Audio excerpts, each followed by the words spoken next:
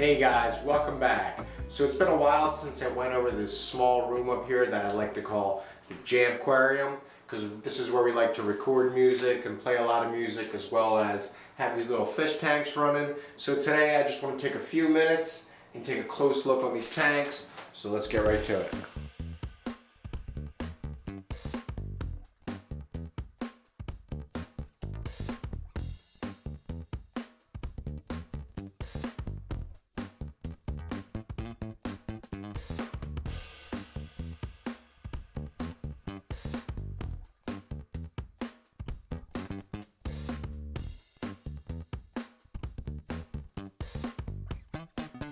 I did put another piece of philodendron in the tank just to see how it does.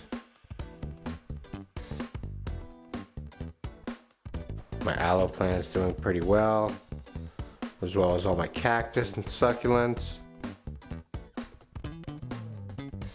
Now this tank has mostly become floating plants at this point. I do have a pleco and a couple yo-yo loaches in here, which I don't think we'll be able to find very easily today.